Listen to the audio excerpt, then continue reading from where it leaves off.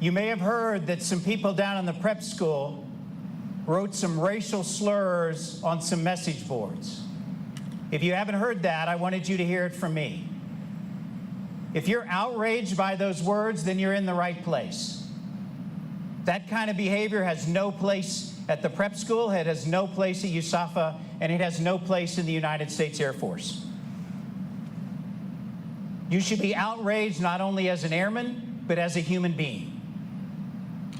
And I'll tell you that the appropriate response for horrible language and horrible ideas, the appropriate response is a better idea. So that's why I'm here. That's why all these people are up here on the staff tower. So let me have everybody who's up here, please pull forward to the rails. Also, there are so many people here, they're lining the outsides along the windows. These are members of the faculty, coaching staff, AOCs, AMTs, from the airfield, from my staff, from my headquarters. All aspects of the 10th Air Base Wing, all aspects that make up USAFA and the United States Air Force Academy. Leadership is here. You heard from Brigadier General Goodwin. Brigadier General Armacost is here. Colonel Block from the athletic department is here. Mr. Knowlton is in Washington, D.C. right now. That's why they're here. That's why we're all here, because we have a better idea.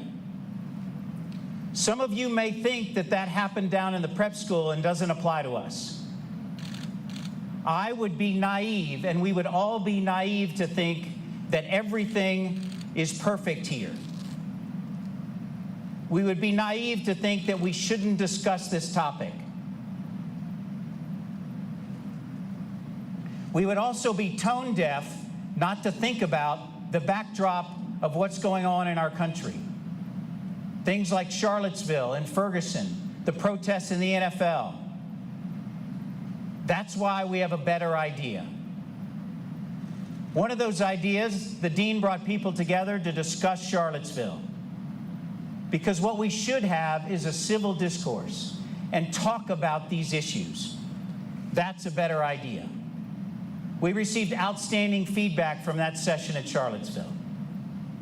But I also have a better idea, and it's about our diversity. And it's the power of the diversity, the power of the 4,000 of you and all of the people that are on the staff tower and lining the glass, the power of us as a diverse group. The power that we come from all walks of life, that we come from all parts of this country, that we come from all races, we come from all backgrounds, gender, all makeup, all upbringing. The power of that diversity comes together and makes us that much more powerful. That's a much better idea than small thinking and horrible ideas.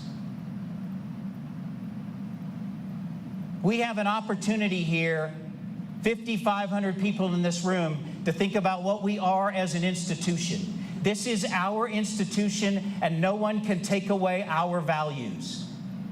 No one can write on a board and question our values. No one can take that away from us. So just in case you're unclear on where I stand on this topic, I'm going to leave you with my most important thought today. If you can't treat someone with dignity and respect, then you need to get out.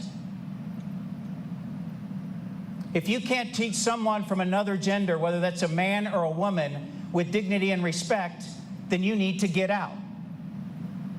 If you demean someone in any way, then you need to get out. And if you can't treat someone from another race or a different color skin with dignity and respect, then you need to get out. Reach for your phones. I'm serious. Reach for your phones.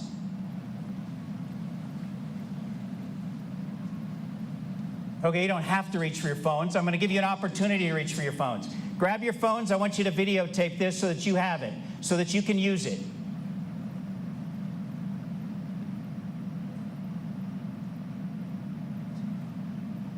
So that we all have the moral courage together. All of us on the staff tower, lining the glass, all of us in this room. This is our institution. And if you need it, and you need my words, then you keep these words. And you use them, and you remember them, and you share them, and you talk about them. If you can't treat someone with dignity and respect, then get out.